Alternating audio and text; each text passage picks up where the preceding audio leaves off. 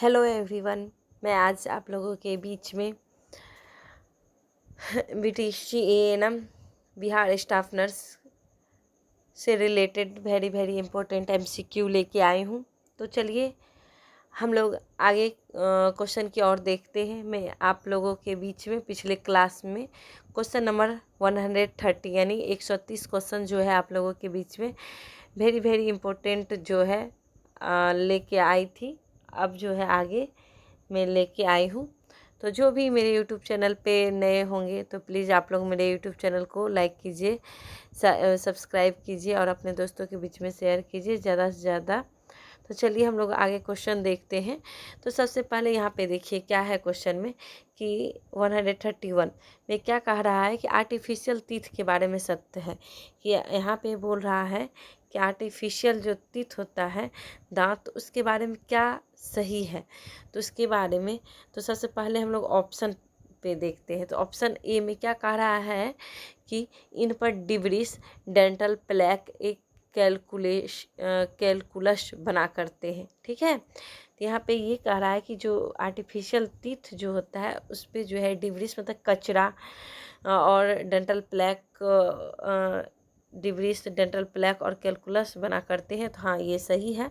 जो artificial teeth का मतलब हो गया कि जैसे किसी का किसी एक्सीडेंट में दांत जो रहता है वो टूट गया या फिर किसी तरह का उस दांत में मतलब क्षति पहुंचा, तो उसकी जगह पे जो कृत्रिम दांत लगाया जाता है उसको क्या आर्टिफिशियल टीथ कहते हैं। तो इस पे क्या होता है, डिब्रिस होता है,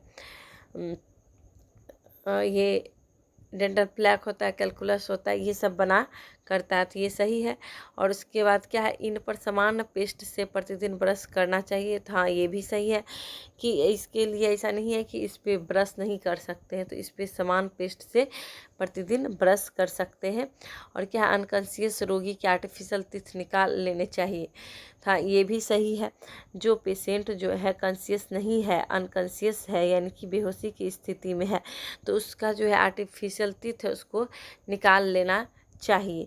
क्योंकि देखिए वो बेहोशी के हालत में है तो बहुत बार होता है कि वो आर्टिफिशियल टीथ किसी कारणवश अगर निकल गया तो निकल जाने का कारण क्या होगा वो निकल भी सकता है। तो इसीलिए जो अनकॉन्शियस पेशेंट है उसका जो आर्टिफिशियल टीथ है उसको निकाल लेना चाहिए। और इसका क्या है, उपरोक्त सभी। तो यहाँ पे ऑप्शन क्या हो गया 131 का, ऑप्शन डी सही है कि उपरोक्त सभी हो जाएगा। आप देखिए क्या कह रहा है क्वेश्चन नंबर 132 में कि फीडिंग ट्यूब की समान लंबाई होती है। फीडिंग ट्यूब यानी कि एनजी ट्यूब भी इसको बोलते हैं, यानी नेजोगैस्ट्रिक ट्यूब। तो ठीक है, इसका जो समान लंबाई क्या होगा, तो लेंथ इसका क्या होगा, तो इसका नॉर्मल लेंथ हो जाता है 10 से 12 इंच। ऑप्शन बी इसका सही होगा। ठीक है, आप देखिए क्वेश्चन नंबर 133। इसमें क्या कह रहा है कि बच्चों में इवाक्वेंट एनीमा का तापक्रम होता है। यानी जो इवाक्वेंट एनीमा जो होता है उसका पेट को खाली करने के लिए एनीमा दिया जाता है, उसका टेम्परेचर कितना होता है ये बच्चा में पूछ रहा है। तो 100 डिग्री फ़ारेनहाइट होता है। 133 का ऑप्शन बी आंसर हो गया। आप देखिए 134 में क्या कह रहा है कि एनयूरेसिस से अभिप्राय है। यानी कि एनयूरेसिस का क्या मतलब है। तो ये जो एनयूरेसिस जो होता है इसका मतलब हो गया कि जैसे कि एनयूरेसिस, ठीक है, इससे मैं पिछले क्लास में भी एनयूरेसिस एनकोपोरेसिस ये दो टर्म के बारे में बता चुकी हूँ। तो देखिए मैं इस पर क्लियर बताती हूँ। एनयूरेसिस जो होता है, यहाँ देखिए यूरेसिस मतलब यूरिन, ठीक है, इसमें इनवॉल्यूंटरी यूरिन आउट हो जाता है। यानी कि जो है उस पर कंट्रोल नहीं होता है। ठीक है, इनवॉल्यूंटरी मतलब कि अनैच्छिक रूप से वो बाहर निकलता है, मतलब अपना इच्छा के द्वारा वो यूरिन जो है बाहर नहीं निकलता है। इनवॉल्यूंटरी यानी कि अनैच्छिक रूप से यूरिन बाहर निकलता है।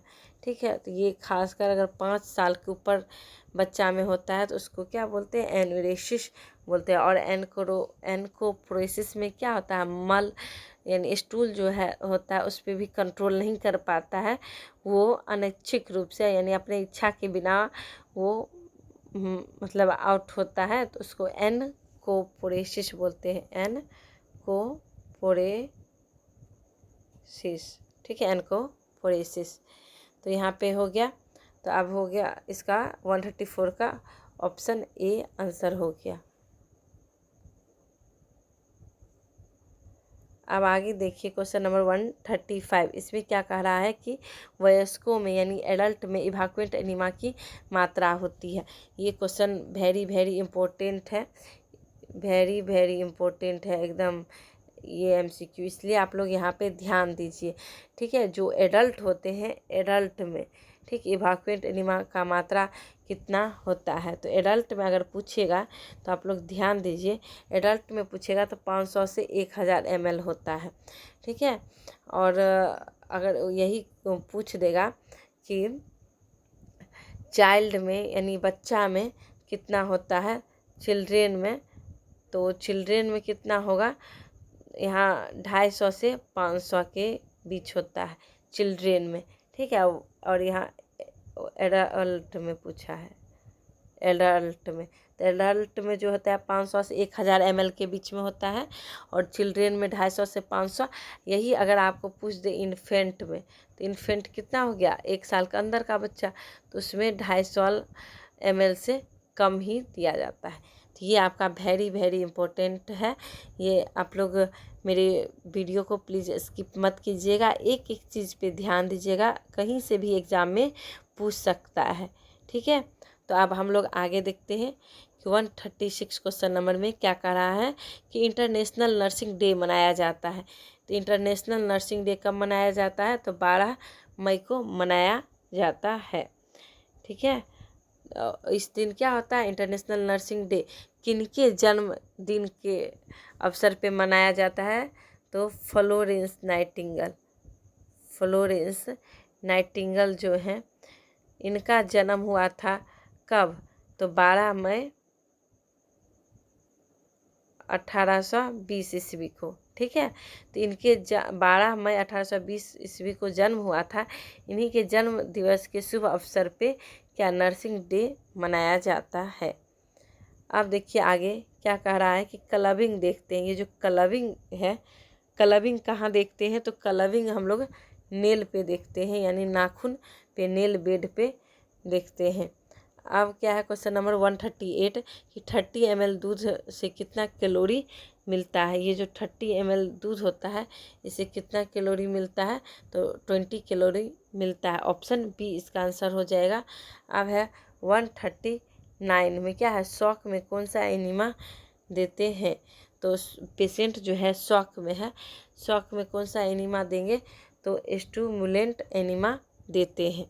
ठीक है, पेशेंट अगर शॉक में है तो उस टाइम कौन सा एनिमा देते हैं, तो ऐसे याद रखिएगा, एस से शॉक और एस से स्टिमुलेंट। ठीक है, तो शॉक में स्टिमुलेंट एनिमा देते हैं। अब आगे क्वेश्चन नंबर 140 देखते हैं। तो क्वेश्चन नंबर 140 में क्या कह रहा है कि कार्मिनेटिव एनिमा देते हैं। कार्मिनेटिव एनिमा क्यों देते हैं, तो ये जो है पैरासाइट जो होता, नहीं पैरासाइट नहीं, ये कोलाइटिस में मतलब ये दर्द जो भी है गैस बन गया है, गैस से राहत के लिए कार्मिनेटिव एनिमा दिया जाता है। ठीक है, तो ये हाँ गैस में राहत का, हाँ गैस व मल निकालने हेतु 140 का क्या हो जाएगा, ऑप्शन डी। एक मिनट, ये जो है हाँ एक्सेसिव बॉबल जैसे हो गया पेट में, तो ये बॉबल गैस। ठीक है, तो पेट में जो गैस बन गया उससे रिलैक्स करने के लिए, गैस व मल को निकालने के लिए कार्मिनेटिव एनिमा दिया जाता है। ठीक है, अब आगे देखते हैं। हाँ देखिए, जो हम अभी 140 में था, कन्फ्यूजन हो गया था क्वेश्चन नंबर में कि एंटी हेलमिंटिक एनीमा। तो ये जो एंटी हेलमिंटिक एनीमा जो होता है, जो पैरासाइट होता है उसको नष्ट करने के लिए, पैरासाइट मतलब जो भी पेट में कीड़ा जो होता है उसको नष्ट करने के लिए कौन सा एनीमा दिया जाता है, तो उसके लिए एंटी हेलमिंटिक एनीमा होता है। ठीक है, तो यहाँ पेट के कीड़े को मारने के लिए दिया जाता है। ठीक, कार्बोनेटिव एनीमा गैस व मल निकालने के लिए दिया जाता है। ये एनीमा भी मोस्ट इम्पोर्टेंट है। ठीक है, VVI है, इसलिए आप लोग ये ध्यान रखिएगा। इससे पूछा जा सकता है और पूछा गया है, इसीलिए ये आप लोग ध्यान रखिएगा। अब आगे देखिए क्वेश्चन नंबर 142। तो 142 में क्या कह रहा है कि प्रोक्टोलाइसिस से अभिप्राय है, यानी कि प्रोक्टोलाइसिस का मतलब क्या होता है। तो प्रोक्टोलाइसिस, यहाँ प्रोक्टो का मतलब ही हो गया क्या, रेक्टम। ठीक है, तो यहाँ प्रोक्टोलाइसिस का मतलब हो गया कि इन्फ्यूजन इनटू रेक्टम। रेक्टम से क्या होता है, रेक्टम में इन्फ्यूजन किया जाता है, तो उसको क्या प्रोटोक्लाइसिस उसको कहते हैं, या प्रोक्टोलाइसिस भी कहते हैं। आप देखिए क्वेश्चन नंबर 143। तो 143 में क्या कह रहा है कि वयस्क में एनीमा के लिए किस आकार की ट्यूब उपयोग में लाते हैं, यानी एडल्ट में जो एनीमा देते हैं तो उसमें कैसा ट्यूब का शेप होता है। तो यहाँ ट्यूब का शेप और साइज, ठीक है, तो ये भी बहुत ही इम्पोर्टेंट है। तो इसमें क्या 22 फ्रेंच का साइज का होता है, ये साइज हो गया। तो साइज आप लोग ध्यान रखिएगा। अब आगे देखिए क्या कर रहा है क्वेश्चन नंबर 144 कि फॉलर्स पोजीशन उपयुक्त है। तो फॉलर्स पोजीशन क्यों ज़रूरी है। तो फॉलर्स पोजीशन जो है ये ज़रूरी होता है ड्रेनेज ऑफ एब्डोमिनल कैविटी। तो हाँ, इसमें भी ज़रूरी है कि जो भी एब्डोमिनल कैविटी में है फ्लूइड उसको ड्रेनेज करने के लिए, बाहर निकालने के लिए। और उसके बाद है पोइटोनाइटिस में, इसमें भी होता है to relieve tension on abdomen suture. Abdominal suture यानी जो पेट में सुचरिंग हुआ है तो उसका खिंचाव से रिलीव करने के लिए भी दिया जाता है, यानी उपरोक्त सभी में फॉलर्स पोजीशन दिया जाता है। और फॉलर्स पोजीशन इसमें ऑप्शन में नहीं दिया है आपको। अगर रेस्टलेसनेस है यानी बेचैनी है, सांस लेने में दिक्कत हो रहा है, तो उसमें भी फॉलर्स पोजीशन दिया जाता है। आप देखिए क्वेश्चन नंबर 145। तो 145 में क्या कह रहा है कि सिम्स पोजीशन है, यानी सिम्स पोजीशन क्या होता है। तो सिम्स पोजीशन को ही लेफ्ट लेटरल प्रोन पोजीशन कहते हैं। लेफ्ट लेटरल पोजीशन किस में दिया जाता है, तो जब एनीमा दिया जाता है तो एनीमा में आपको लेफ्ट लेटरल प्रोन पोजीशन होगा कि लेफ्ट लेटरल पोजीशन दिया जाता है। अगर ये लेफ्ट लेटरल पोजीशन नहीं रहेगा ऑप्शन में तो इसमें आप क्या दीजिएगा, सिम्स पोजीशन। ठीक है, तो एनीमा देने में ये पोजीशन दिया जाता है। और यहाँ पे क्या कह रहा है, सिम्स पोजीशन को क्या कहते हैं, तो लेफ्ट लेटरल प्रोन पोजीशन कहते हैं। आप देखिए क्वेश्चन नंबर 146। इसमें क्या कह रहा है कि फ्लेटस ट्यूब को कितनी दूरी तक प्रवेशित कराते हैं।